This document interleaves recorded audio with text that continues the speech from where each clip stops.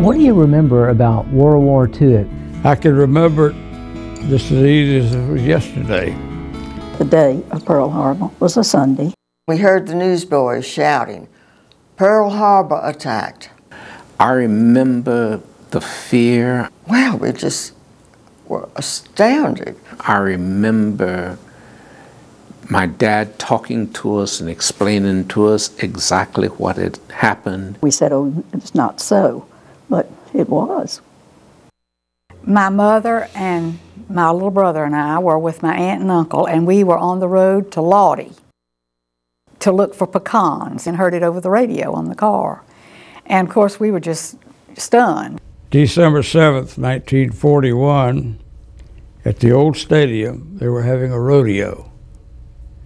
And I attended the rodeo. When I got back to my aunt's house with my grandmother, my dad was there, my mother, the whole family.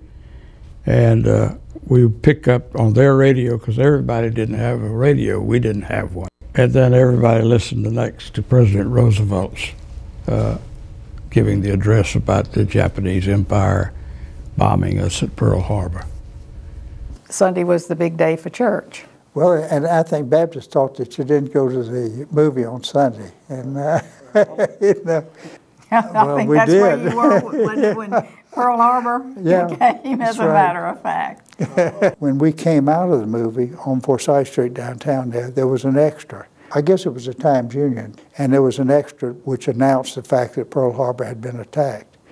We got into Model A with the paper and came back out to Springfield, you know, to see what was going on. Of course, nothing was going on. And we were all down in the theaters. The Florida Theater, the Imperial, the Empress, all there along together. They were just milling soldiers, and they were lined up by the phones. And we said, what's going on? And they were calling the base to see if they needed to report back. And of course, they were all told, get back here right now. That's how we all heard that Pearl Harbor had happened. I wanted to go to war. I joined the Navy early, and I didn't even shave hardly. Went to boot camp. Before I could get out of boot camp, the war was over. Because I felt like I'd been cheated. Did it seem glamorous to you? Yeah. How old were you? 17. And of course, I had a feeling that we were, oh boy, you know, we're going to hot dog, we're going to go to war, you know.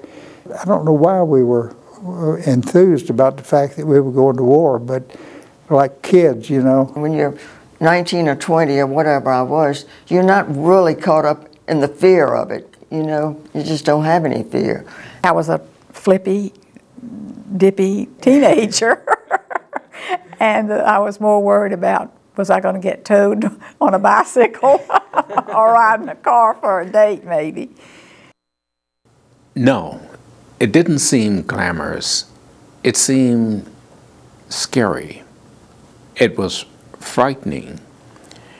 Keep in mind that as a young kid, 6 and 7 years old,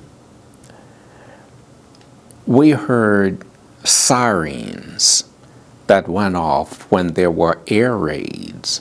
There was a fear that there were German U-boats off the coast out here in the Atlantic Ocean, and that enemy planes were flying over, and that if you didn't turn off all the lights in the city and cover the windows, that these airplanes, the pilots in these planes could see these lights and they would drop the bombs on your home. I mean, this was what we grew up with during that time. The beach particularly was blacked out.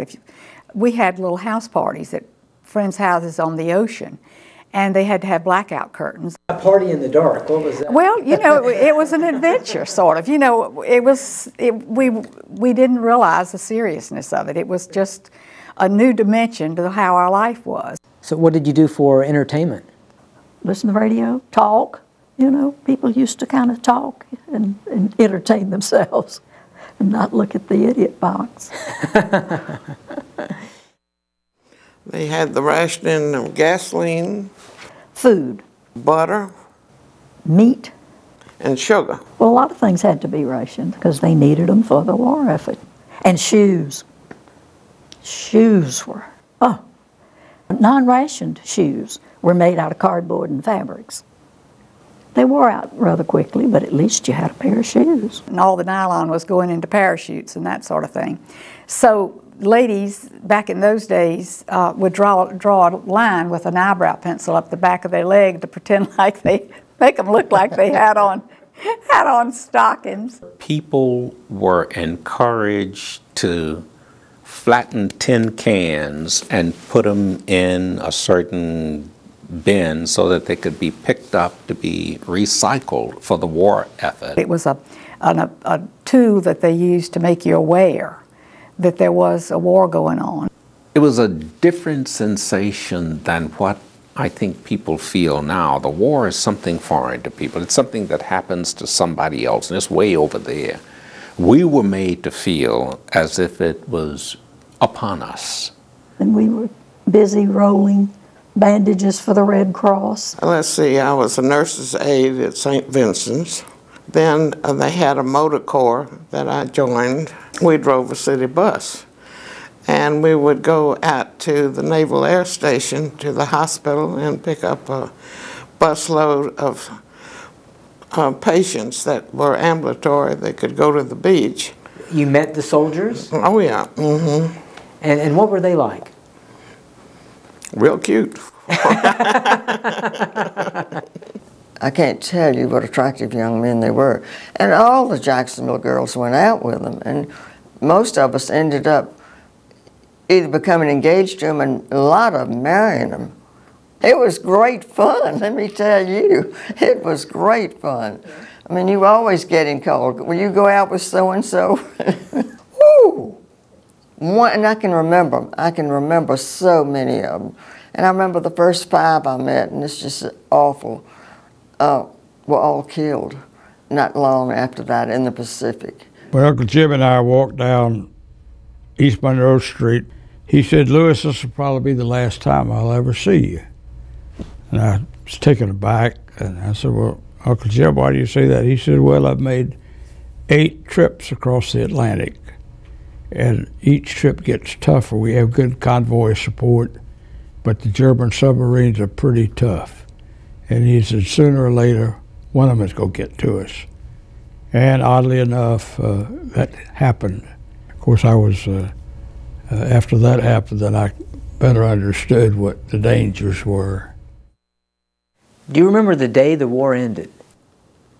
Yes, I do, because I was at the Naval Air Station. I was there with my husband and some other people.